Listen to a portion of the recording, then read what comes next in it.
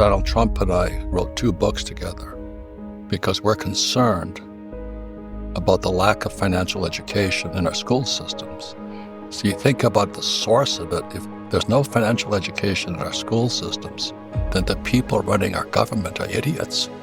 Well, the Federal Reserve Bank has either 400 or 4,000 PhDs. They're academic geniuses who know jack about money. And they're killing us. My generation was the first baby boom generation, was the first generation without a defined benefit pension plan. Defined benefit was like, when my father generation, they worked for Ford or General Motors and they had a pension for life. The boomer generation had the easiest time in all history. The economy boomed. But now it's about to shift, and I'm afraid the boomer generation might be, out of luck. I don't know what's going to happen, but something has to happen. That old saying is, how'd you go bankrupt? Slowly and then fast? Well, the speed's about to go fast right now, all over the world. You look at Japan. When I was a kid, they were the miracle of Japan. Well, now their yen is worth nothing. And, Japanese aren't the brightest when it comes to money. I'm Japanese, I'd say that. 4th generation American Japanese. They print more money than we do. So if our school systems teach us nothing about money, then we have idiots running the show. Money is created by borrowing money, not working for it anymore. So if you can understand that macro concept, and then today America is now printing, this is 2024, we just started printing $1 trillion every 90 days to keep this economy floating. All coins have 3 sides, heads, tails, and the edge. So you have Republicans, Democrat, but I stand on the edge, look at both sides. So when I look at money, you have to see what's invisible. You have to see the other side. And so when the 2008 market hit, like I said, money was dead. What the banks were doing was they were borrowing money and then packaging debt as an asset so they could borrow more money. They're called derivatives. And the average American, since they're financially illiterate, they don't speak the language of money. When I speak a derivative, that's like if you get an orange, you cut it, you squeeze it. The orange juice is a derivative of the orange. So what a derivative is in 2008 was a derivative of debt made into bigger debt. So the debt accelerated. So Warren Buffett is called derivatives, weapons of mass financial destruction. So I'm sitting there like this, watching it, and 2008 comes, it blew. Oh, thank you, God. Thank you. Because when you see the other side, I made more money in the crash than I did when I was going up. So the average person, because they don't have financial literacy, definition of words, and they're taught to just work for money, they don't see the other side. They cannot see what they cannot see. So when the markets crashed in 2008, I borrowed $300 million. And I bought the best real estate in the world for pennies on a dollar. That's how you get rich. Not by working hard and putting in a stupid 401k full of stocks, bonds, mutual funds, and ETFs. Those are for the peasants. But that's what they tell the kids. Go to school, get a job, work hard, and put your money in a 401k or an IRA full of stocks, bonds, mutual funds, ETFs. I don't touch that garbage. It's trash. Again, all coins have 3 sides, heads, tails, and the edge. Got to see the other side. So for there to be an asset, there has to be a liability, by definition. If you understand that one, you'll say, okay, so here's the asset. What's the liability? Buffett called derivatives weapons of mass financial destruction.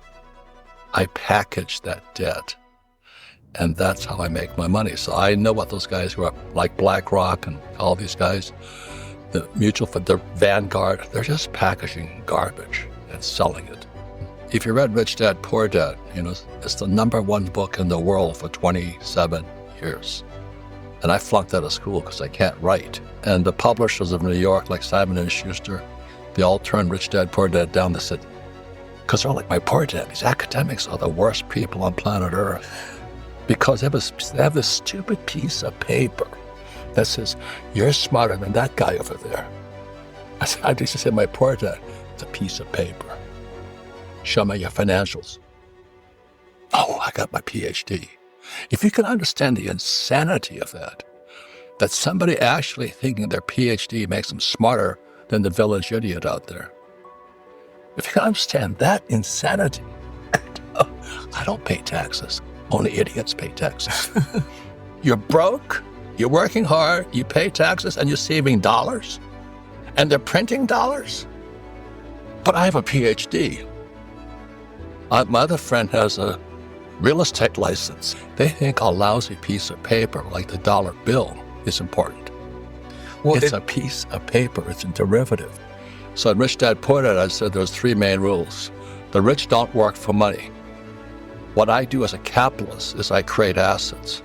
So I take debt, all this, I assemble, I put a piece of real estate together or business, or like right now I'm up in northern Canada buying lithium fields. We're going to crush lithium for batteries, EV batteries and wires. So we create assets. And so that asset pays money. So every month, I have 1,600 rental units. Every month, 1,600 people who would probably went to school pay me rent. God bless them. And guess what? Because they're paying me and my properties are 100% debt, I pay no taxes. That's why Trump says I'm smart. But the average person says, well, I pay more taxes than you. I said, well, you're an idiot. No, if you understand tax law, America was founded as a tax revolt. 1773 was a thing called the Boston Tea Party. We don't want to pay taxes. But if you read Karl Marx in his book, The Communist Manifesto, taxes are essential for the spread of communism. Rich don't work for money. I create assets. We don't save money. And your house is not an asset. So the average poor person, went to college like my dad, PhDs, go to school, get a job, work hard, save money, get out of debt, and you buy a house because your house is your biggest asset. That is the dark side of the coin, but it's the light side for the idiots. They're doing what they think is smart. And the guys on my side, like Trump's side, going, I wouldn't do that. But you can't tell them that because they got this stupid piece of paper. It says, you're smart. My dad says, I'm smarter than your rich dad. I said, yeah, you're also broke. An asset puts money in your pocket, whether you work or not. So a 401k is a liability because it's taking money from your pocket. And these village idiots, academic types, I have a 401k. I'm going, you're an idiot. Because it's taking money from your pocket. You're giving it to guys like me, the capitalist. You just look at cash flow. There's 3 things: income statement, balance sheet, statement of cash flow. I created a board game called Cash Flow.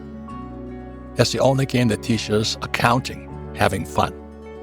So it's income statement, balance sheet, statement of cash flow. And the reason I created it was Maria Montessori, one of the great educational entrepreneurs of all times. She says, what the hand does, the mind remembers. So how did I get rich? Was I played Monopoly. I bought a 1-bedroom, 1-bath condo on the beach, and I bought it with my credit card. 100% debt financing. That's the secret to success. And there's always 3 sides to a coin. On the light side, all the idiots think, I'm debt-free. On the dark side, you guys are idiots. I want debt. Always 3 sides. There's no such thing as a one-sided coin. When does a village idiot buy real estate? Oh, prices are going up. I better jump in. It's called FOMO, fear of missing out. The village idiots are running in there. It's like right now, they're all running into Bitcoin and stuff like this. The stock market today, all-time highs. Idiots are just jumping in. Like lemmings is going to die. The human body is made up of 4 different types. You have the mind, you have the body. So there's mental intelligence, physical intelligence, there's spiritual intelligence, and emotional intelligence, EQ. And the average person has no EQ, very low spiritual intelligence. The reason I know that is I was a Marine, went to Vietnam twice. When you see your friends dying, it's really, really imperative you remain stoic, calm, and you keep killing the other guy.